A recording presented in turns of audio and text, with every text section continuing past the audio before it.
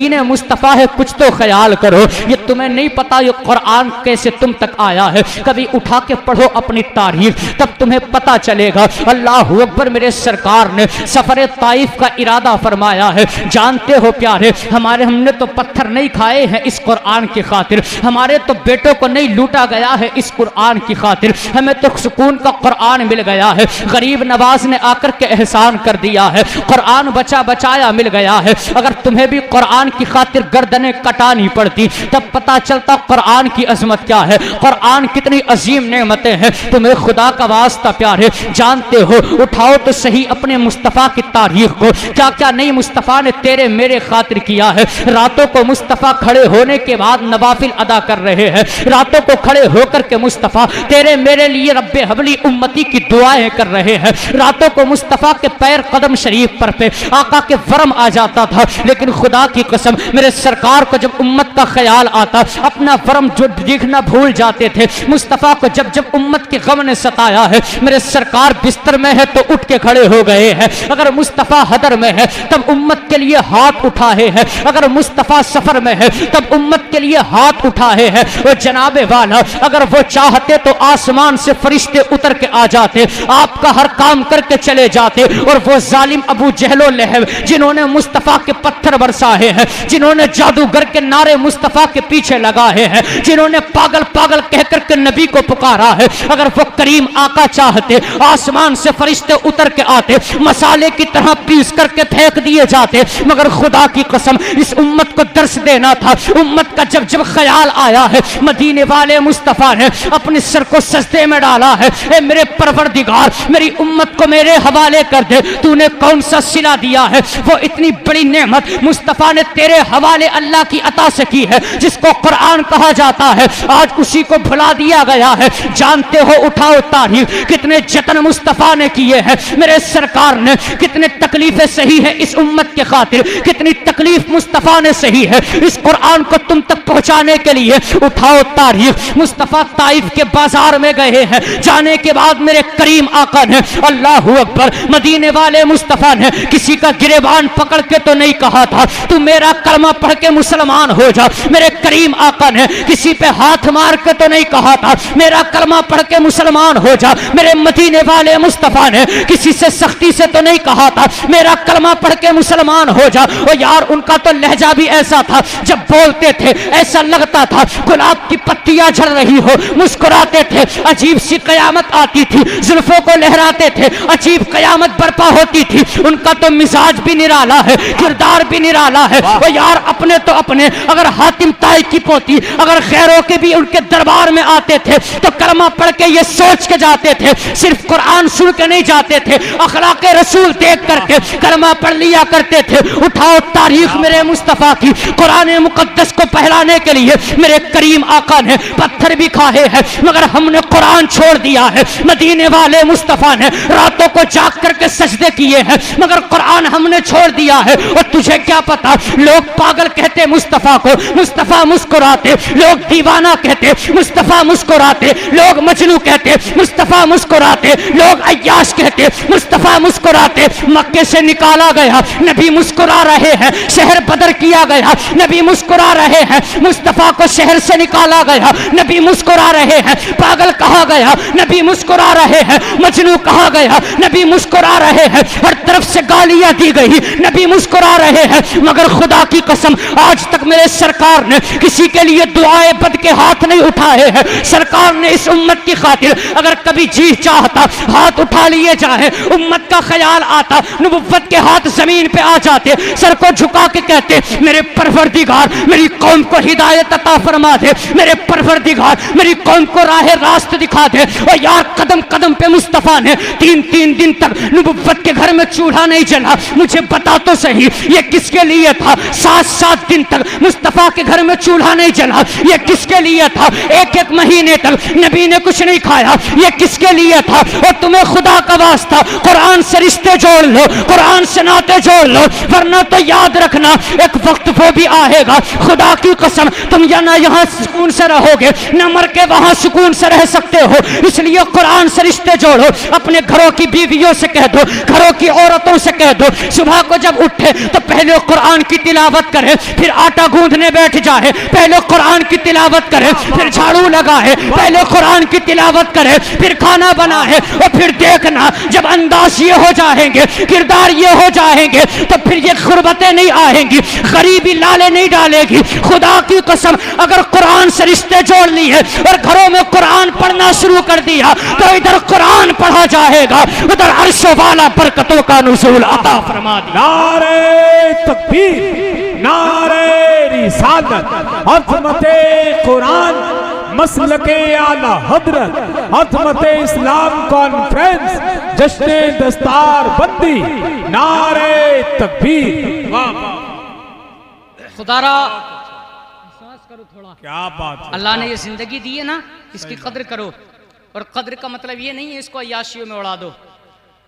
ये मुबारकबाद के लायक है जितने आए हैं आकर के चले गए, या आप सब मुस्तफ़ा के जलसे में आकर के बैठ गए, वरना बड़े 36 ऐलान लगाए जाते हैं तब लोग कहीं जलसों में आकर के बैठा करते हैं। और अगर पता चल जाए ना, यहाँ तो ढकिया से काजूपुरा तक अगर पता चल जाए कि साहब दूसरी महफिल हो रही है, तो बताने की ऐलान की जरूरत नहीं है, बस मेहनत कर जाए, थोड़ी सी गाड़ी उठाई और गियर डाला, डायरेक्ट 2 मिनट में इधर से उधर। नारे तकबीर, नारे रिसालत, मसलके आला हजरत, हजरत अल्लामा कारी जिक्रुल्लाह कादरी, हजरत अल्लामा कारी जिक्रुल्लाह कादरी। नारे तकबीर, नारे रिसालत, जमाते अहले सुन्नत का अनमोल खतीब, खतीब आदम हिंदुस्तान हजरत अल्लामा जिक्रुल्लाह कादरी की आमद मिंबर शरीफ पर हो रही है। इंशाअल्लाह बहुत जल्द हजरत से हमें और आपको तकरीर समाअत करनी है।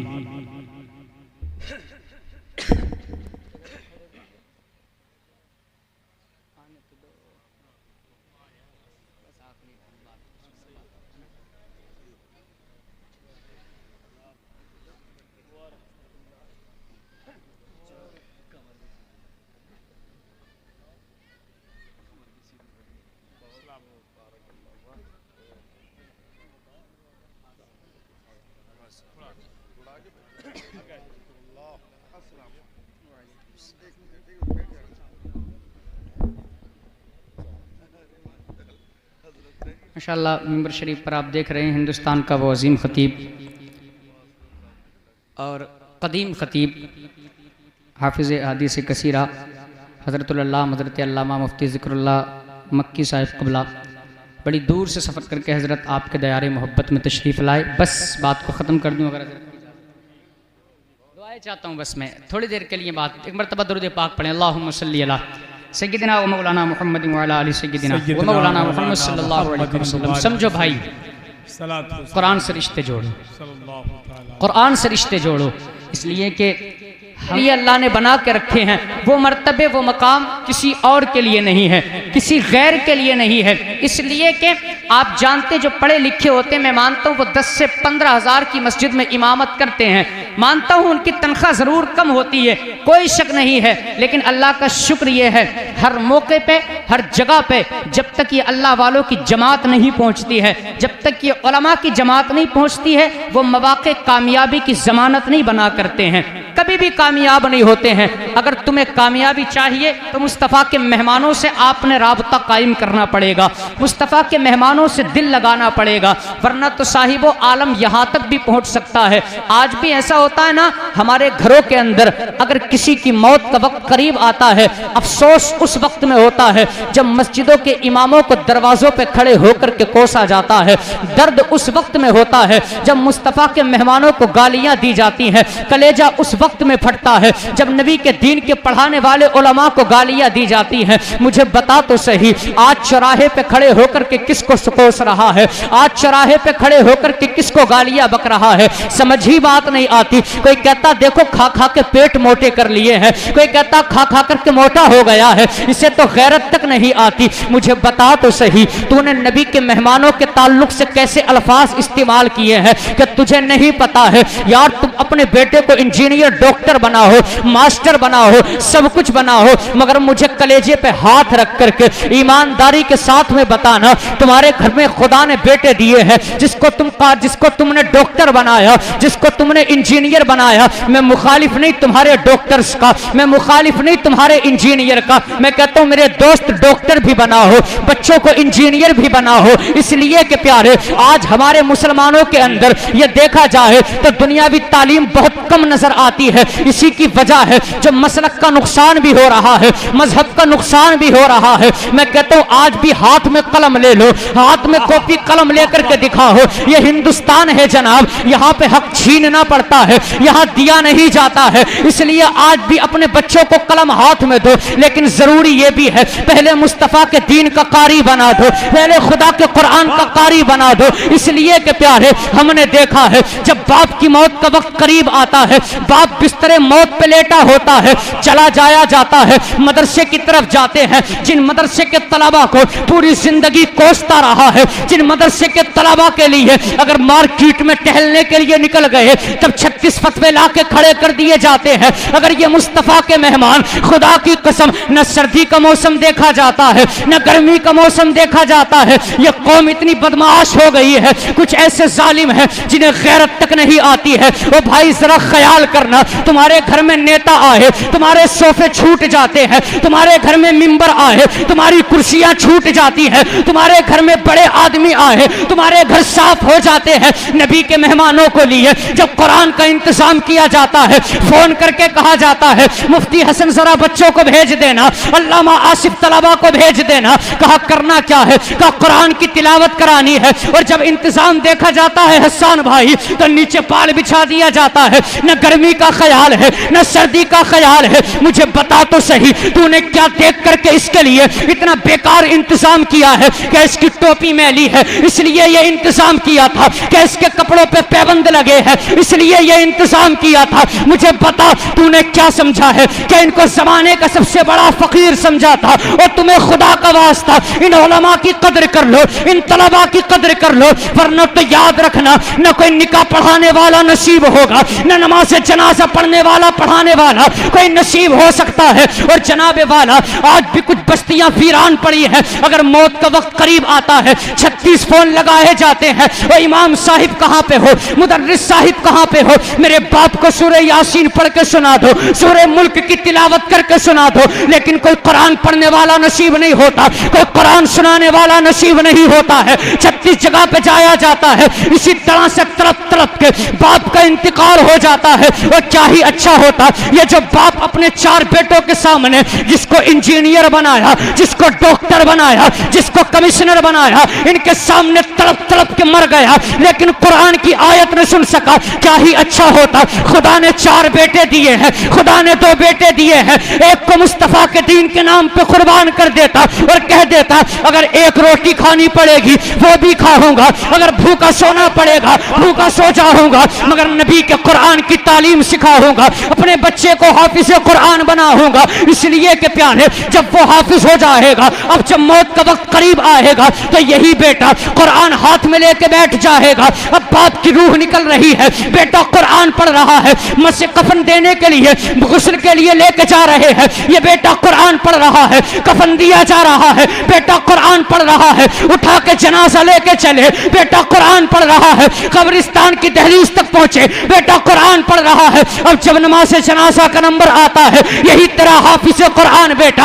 अपने बाप के सीने के सामने खड़ा होता है। इसलिए प्यारे और फिर वो दुआएं किया करता है। और जिनको तुमने कमिश्नर बनाया है, जिनको तुमने डॉक्टर बनाया है, जिनको तुमने इंजीनियर बनाया है, हमने उनको देखा है वो तो खाने के पतीलों पे बैठ जाते हैं, हमने उनको देखा है वो तो मेहमानों को देखने लग जाते हैं। और यार खुदा का वास्ता एहसास करना, अपने बच्चों को हाफिज कुरान जरूर बनाना। इसलिए कि प्यारे ये हाफिज कुरान तेरी कब्र पे भी दुआएं करेंगे, तेरी मस्जिद पे खड़े होकर के तेरी मगफिरत की दुआएं करेंगे। ये डॉक्टर बचाने नहीं आएंगे, ये मास्टर बचाने नहीं आएंगे, ये डॉक्टर इंजीनियर ये कमिश्नर नहीं आएंगे। अगर कुरान हाथ में उठा के लाएगा, यही मुस्तफा का मेहमान आएगा, कुरान हाथ में लेके आएगा, तेरा 10 साल का हाफिज कुरान लेकर के आएगा। और अंदाजा ये होगा, मैं मानता हूं नमाज जनाजा पढ़ाने के लिए ये कारी नासिम भी आ सकता सकते हैं नमाज जनाजा पढ़ाने के लिए, अल्लामा आसिफ भी आ सकते हैं नमाज जनाजा पढ़ाने के लिए,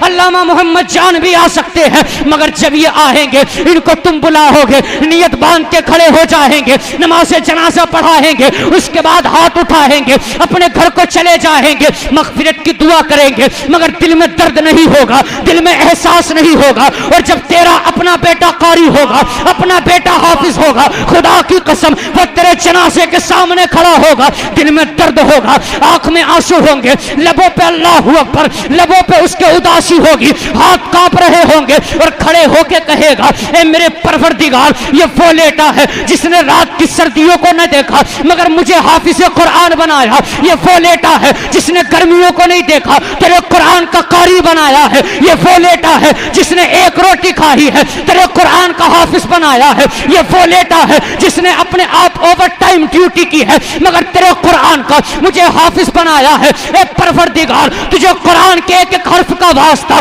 मेरे बाप को मगफिरत का परवाना दे दे। खुदा की कसम, जब एक बेटा मरे हुए लहजे से, उदास हुए दिल से, कपकपाते हुए हाथों से और रब की बारगाह में आंसू निकलते हुए दुआ करेगा तो मैं दावे से कहता हूं, खुदा की कसम, उसकी निकलने वाला आंख से आंसू जुदाबाद में होगा, मदीने वाला भी राजी हो जाएगा, अर्श वाला खुदा भी राजी हो। नारे तकबीर, नारे रिसालत, पैगामे मज़हबे इस्लाम, मसलके आला हजरत, अज़मते इस्लाम कॉन्फ्रेंस, जश्ने दस्तार बंदी, उलमाए अहले सुन्नत, नारे तकबीर। बहुत अच्छा भाई, जिंदाबाद जिंदाबाद। कद्र करो, सुभान अल्लाह। कौन कद्र करे? न कुरान के पढ़ने वालों की कद्र होती है, सच्ची बात है। हज़रत जी कुरान की कद्र हो रही है इस दौर में। जी। अगर जहेज में बेटी को कुरान दे दिया तो वो फिर ताक पे जैसे दे दिया, सजा के वैसे ही रख दिया, सही बात है। वक्त ही नहीं मिलता पढ़ने का। सीरियल देखने का टाइम है, 9 बजे रात को फला सीरियल आना, उसका इंतजार कर रहे हैं। जी, यही होता है हमारी कौम के अंदर, यही वजह जो तबाही आ रही है, सही बात। यही वजह है। मार्केट में जाकर के देखें आप, पर्दे की भी धज्जियां इस अंदाज में उड़ाई है कि बुर्का ओढ़ने के बाद में फिर पर्दे की अहमियत को घटाया जाता, बुर्का ओढ़ने के बाद में। खुदारा रहम करो, हम मुसलमान हैं भाई, खुदा ने मुसलमान बनाया है, कुछ तो एहसास करो, न कुरान वालों की कदर है। और फिर दूसरी बात, हमारा मुआशरा तो अल्लाह माफ फरमाए, उलमा की कदर तो बड़ी बात है, उलमा को तो गरीब और फकीर कह के छोड़ दिया जाता है, ये कह के छोड़ दिया जाता। और हज़रत जी, जिनको छिपकली से भी डर लगता वो स्पेशल लोग हैं इस दुनिया में। जी, कभी बच्चा काय से डरता का वो छिपकली आ गई थी, तो वो छिपकली से नहीं डरा, वो अपने जो उसके नाज नखरे ना अमीरी के वो दिखा रहा है, वो दिखा रहा है। तुम्हें खुदा का वास्ता एहसास करो कभी, और बच्चों को दीन मुस्तफ़ा की तालीम से भी आरास्ता करो और कुरान से भी रिश्ते जोड़ो, इसलिए कि जब तक हमारे कुरान से रिश्ते जुड़े हुए थे, अल्हम्दुलिल्लाह हमारा दीन, हमारा मजहब, आज भी हमारा मजहब सच्चा है और हमारे मजहब के आज भी दुनिया नारे लगाती है, कल भी नारे लगाती थी, मगर आज हमने अपने किरदार, अपने अखलाक को किस जगह पे डाल दिया है? हमने कुरान से रिश्ते छोड़ दिए हैं, कुरान से रिश्ते तोड़ दिए। शादी के मौके होते जनाब, शादियों के मौके पे हजरत 10,000 15,000 की नाचने वाली बुला लेगा, मगर जहां इमाम के पैसों की बात आई, 500 रुपए की नफल पढ़ाने की, बस दम निकल जाया कर, सही कह रहे हैं, वही जनाजे निकल जाते हैं। ये हालात है इस कौम के। फिर कहते हैं हमारी कौम में तबाहियां क्यों हो रही हैं, फिर कहते हैं गल्ले ही पैदा नहीं हो रहे, अनाज ही पैदा नहीं हो रहे। भाई कहां से होंगे अनाज?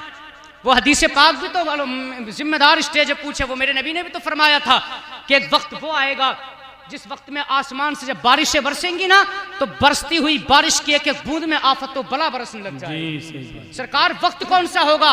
का वो वक्त ये होगा जब इंसान अपने इंसानियत को भूल जाएगा, दयूस हो जाएगा। और आज हर घर की कहानी है भाई, हर घर के अंदर एक न एक दयूस नजर आता है। दयूस उसको कहते हैं जो अपने घर की माँ और बहनों को बेपर्दा छोड़ दे। सही बात। खुदा के वास्ते न कुरान तो पढ़ना हमने सिखाया नहीं, सीरियल देखना सिखा दिया, कुरान पढ़ना हमने सिखाया नहीं, अय्याशियों के अड्डों पे बैठ कर के मजाक किसी दूसरों की बनवाना हमने सिखाया। ये हमारे किरदार थे। बेशक कड़वे जुमले जरूर हैं, लेकिन यार कभी एहसास करके देखना, कुरान से रिश्ते जोड़ो। ये कुरान तुम तक ऐसे नहीं आ गया है। और जनाब कभी करबला में 6 माह का असगर कटा होता, तुम्हारा भी 6 माह का अगर असगर कटा होता, तब तुम्हें इस इस्लाम, इस कुरान की अजमत का पता चलता। तुम्हारा भी कोई 18 साल का अली अकबर करबला में लुट गया होता, तब पता चलता कुरान कैसे तुम तक आया है। आज तुझे थोड़ी सी झलक बता दूं, अल्लाह अकबर, हमें तो एहसास तक नहीं है, हमें तो दीन कमाया हुआ हुआ मिल गया है, हमें तो दीन बचा बचाया मिल गया है, हमें क्या पता कुरान कैसे मिलता है। और जनाब क्या तुम्हें नहीं पता है हिजरत का 10वां साल है, मेरे करीम आका ने सफर का इरादा फरमाया। ये उलमा जानते हैं, कभी उठा के देखना अपनी तारीख को, हमारी आंख में तो कभी आंसू नहीं आता है, हम तो सिर्फ मौज मस्ती में लग गए हैं, हमारी आंख में तो कभी आंसू नहीं आया, हमारे तो सर कभी खुदा की बारगाह में नहीं झुका करते हैं। वो जनाब अगर खुतबे जुमे के दिन भी आते हैं, अगर 1 मिनट बढ़ती हो जाए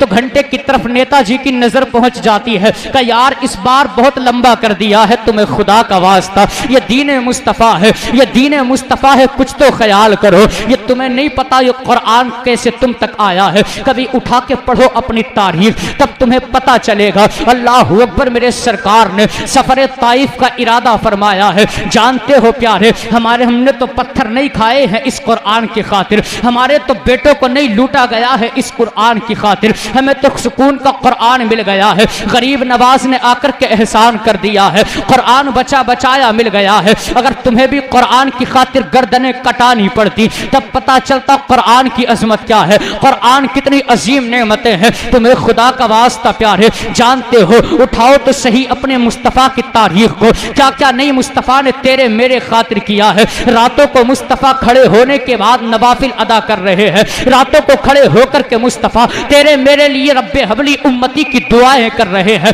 रातों को मुस्तफ़ा के पैर कदम शरीफ पर पे आका के वरम आ जाता था, लेकिन खुदा की कसम मेरे सरकार को जब उम्मत का ख्याल आता, अपना वरम जो देखना भूल जाते थे। मुस्तफ़ा को जब जब उम्मत के गम ने सताया है, मेरे सरकार बिस्तर में है तो उठ के खड़े हो गए हैं। अगर मुस्तफ़ा हदर में है तब उम्मत के लिए हाथ उठाए हैं, अगर मुस्तफ़ा सफर में है तब उम्मत के लिए हाथ उठाए हैं। वो जनाबे वाला अगर वो चाहते तो आसमान से फरिश्ते उतर के आ जाते, आपका हर काम करके चले जाते। और वो जालिम अबू जहलो लहब जिन्होंने मुस्तफ़ा के पत्थर बरसाए हैं, जिन्होंने जादूगर के नारे मुस्तफ़ा के पीछे लगाए हैं, जिन्होंने पागल पागल कहकर के नबी को पुकारा है, अगर वो करीम आका चाहते आसमान से फरिश्ते उतर के आते, मसाले की तरह पीस करके फेंक दिए जाते। मगर खुदा की कसम इस उम्मत को दर्श देना था। उम्मत का जब जब ख्याल आया है, मदीने वाले मुस्तफ़ा ने अपने सर को सजदे में डाला है। ए मेरे परवरदिगार, मेरी उम्मत को मेरे हवाले कर दे, तूने कौन सा सिला दिया है। वो इतनी बड़ी नेमत मुस्तफ़ा ने तेरे हवाले अल्लाह की अता से की है, जिसको कुरान कहा जाता है, आज उसी को भुला दिया गया है। जानते हो, उठाओ तारीख, कितने जतन मुस्तफ़ा ने किए हैं, मेरे सरकार ने कितने तकलीफें सही है इस उम्मत के खातिर, कितनी तकलीफ मुस्तफ़ा ने सही है इस कुरान को तुम तक पहुंचाने के लिए। उठाओ तारीख, मुस्तफ़ा ताइफ के बाजार में गए हैं, जाने के बाद मेरे करीम आका ने, अल्लाह अकबर, मदीने वाले मुस्तफ़ा ने किसी का गिरेबान पकड़ के तो नहीं कहा था तू मेरा कलमा पढ़ के मुसलमान हो जा। मेरे करीम आका ने किसी पे हाथ मार के तो नहीं कहा था मेरा कलमा पढ़ के मुसलमान हो जा। मेरे मदीने वाले मुस्तफ़ा ने किसी से सख्ती से तो नहीं कहा था मेरा कलमा पढ़ के मुसलमान हो जा। और यार उनका तो लहजा भी ऐसा था, जब बोलते थे ऐसा लगता था गुलाब की पत्तियां झड़ रही हो, मुस्कुराते थे अजीब सी कयामत आती थी, जुल्फों को लहराते थे अजीब कयामत बर्पा होती थी। उनका तो मिजाज भी निराला है, किरदार भी निराला है। वो यार अपने तो अपने, अगर हातिम ताई की पोती अगर खैरों के भी उनके दरबार में आते थे तो कलमा पढ़ के ये सोच के जाते थे, सिर्फ कुरान सुन के नहीं जाते थे, अखलाके रसूल देख करके कलमा पढ़ लिया करते थे। उठाओ तारीख मेरे मुस्तफ़ा की, कुरान मुकद्दस को पहलाने के लिए मेरे करीम आका ने पत्थर भी खाए हैं, मगर हमने कुरान छोड़ दिया है। मदीने वाले मुस्तफ़ा ने रातों को जाग करके सजदे किए हैं, मगर कुरान हमने छोड़ दिया है। और तुझे क्या पता, लोग पागल कहते मुस्तफ़ा को, मुस्तफ़ा मुस्कुराते, लोग दीवाना कहते, मुस्तफ़ा मुस्कुराते, लोग मजनू कहते, मुस्तफ़ा मुस्कुराते, लोग अय्याश कहते, मुस्तफ़ा मुस्कुराते। मक्के से निकाला गया, नबी मुस्कुरा रहे हैं। शहर बदर किया गया, नबी मुस्कुरा रहे हैं। मुस्तफ़ा को शहर से निकाला गया, नबी मुस्कुरा रहे हैं। पागल कहा गया, नबी मुस्कुरा रहे हैं। मजनू कहा गया, नबी मुस्कुरा रहे हैं। हर तरफ से गालियां दी गई, नबी मुस्कुरा रहे हैं। मगर खुदा की कसम आज तक मेरे सरकार ने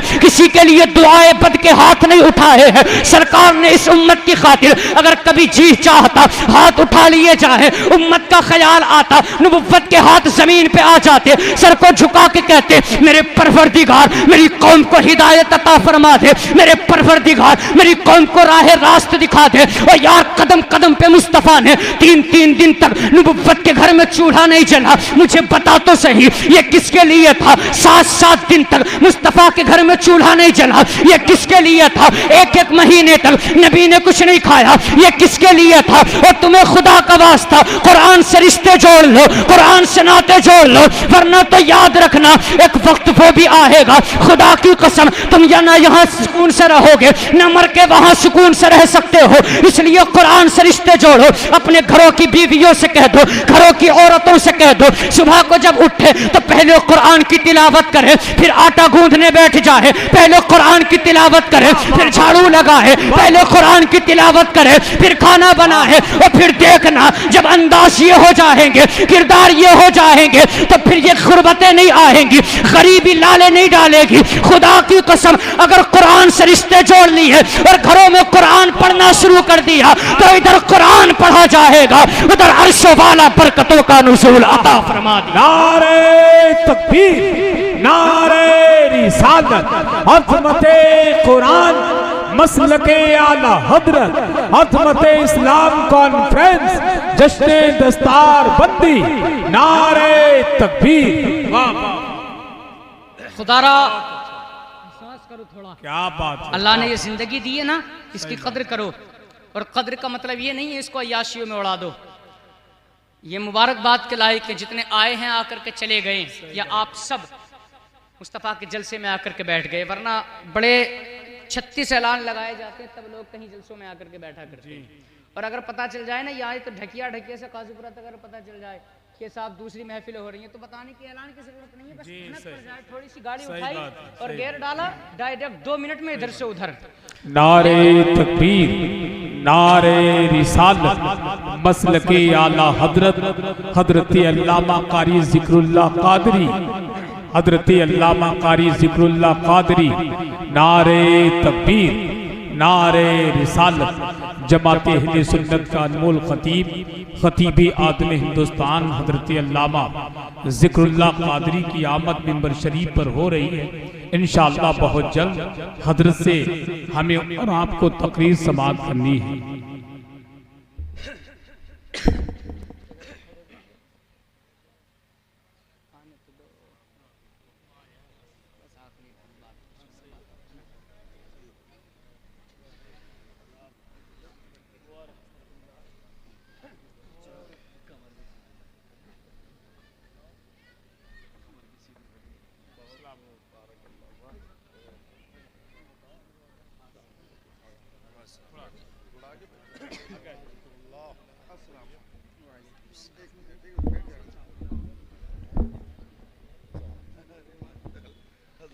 माशाअल्लाह मिंबर शरीफ पर आप देख रहे हैं हिंदुस्तान का वो अजीम ख़तीब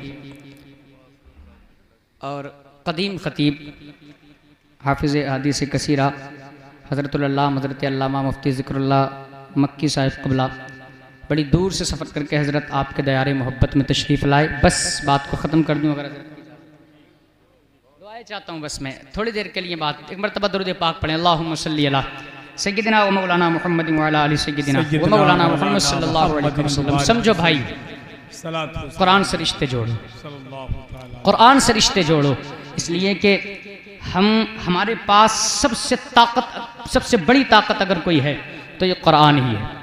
इससे रिश्ते जोड़ो, और रिश्ते जोड़ने का ये मतलब नहीं है कि साहब जुमे के दिन निकाला और पढ़ लिया फिर एक हफ्ते के लिए रख दिया।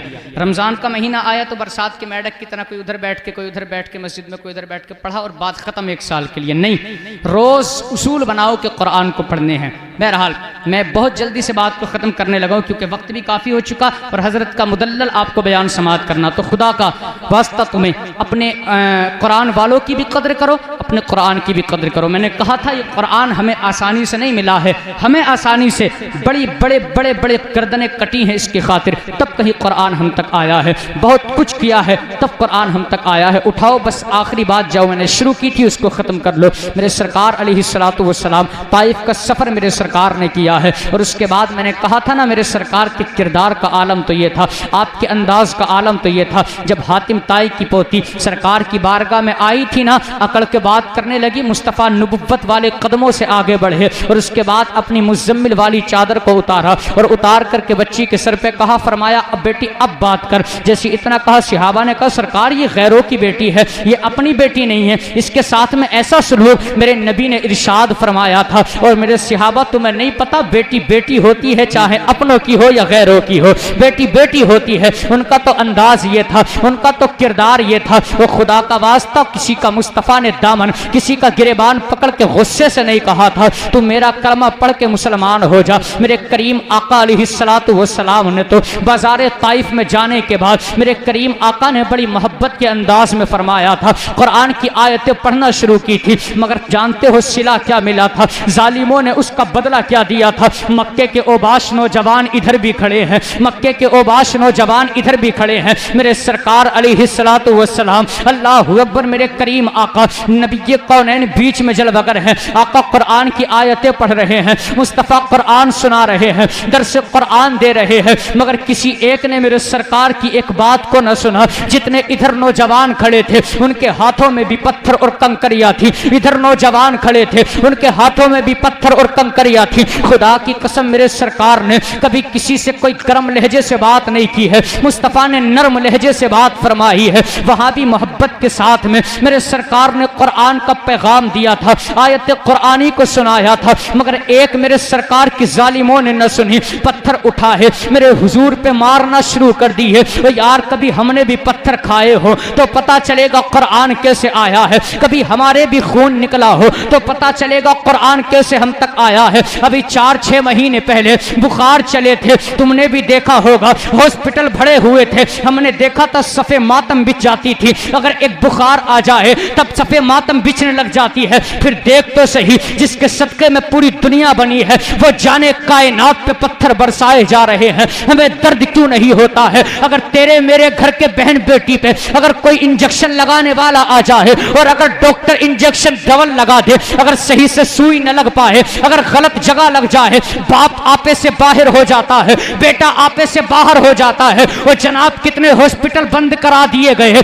कितने हॉस्पिटल पत्थर मार के तोड़ दिए गए। का जब डॉक्टरी करनी नहीं आती है तो करने किस लिए बैठा है, मुझे बता तो सही। तेरे अपने बेटे के अगर 2 जगह इंजेक्शन की सुई लग जाए तो आपे से बाहर हो गया, फिर नबी पे पत्थर मारे गए इस कुरान की खातिर, फिर किस लिए कुरान को भूल गया है, मुझे बता तो सही। तुझे दर्द मुस्तफ़ा क्यों नजर नहीं आता। जालिमों ने पत्थर मारे और इतने पत्थर मुस्तफ़ा के मारे सरकार के पैर लहू लुहान हो गए, आका के कदमैन शरीफैन से खून निकलना शुरू हो गया। बतकावे बशरियत मेरे सरकार को जब तकलीफ होती मुस्तफ़ा इस पैर को छोड़ते, इस पैर से खड़े होकर मुस्तफ़ा कुरान पढ़ते। आका के इस पैर में तकलीफ होती मुस्तफ़ा इस पैर को उठाते, इस पैर से खड़े होकर कुरान पढ़ते। बतकावे बशरियत जब मेरे सरकार को तकलीफ ज्यादा होती मुस्तफ़ा जमीन पे बैठ जाते, फिर भी जालिमों को हया न आती, उन बेगैरत उठाते, मुस्तफ़ा के बाजुओं में यूं हाथ डालते और हाथ डालने के बाद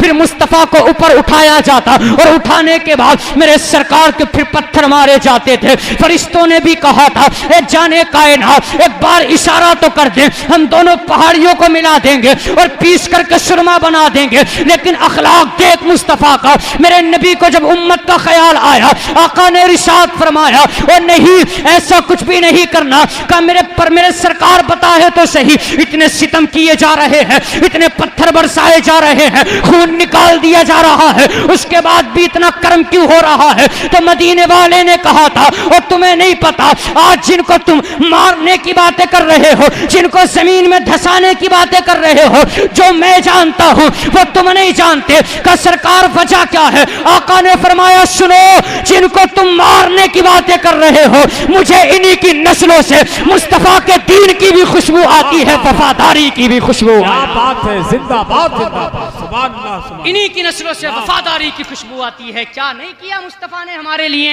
और एक हम हैं कि जिन्हें कुछ भी नहीं पासे वफा, एक वो है जो करम हम पे किए जाते हैं। जलसों में हाथ उठा के नारे लगाने वालों, हम नबी से इश्क करते, नबी का दामन नहीं छोड़ेंगे। फना कानपुरी ने एक मक्ते में समझा दिया, ए फना इश्क का दस्तूर तुझे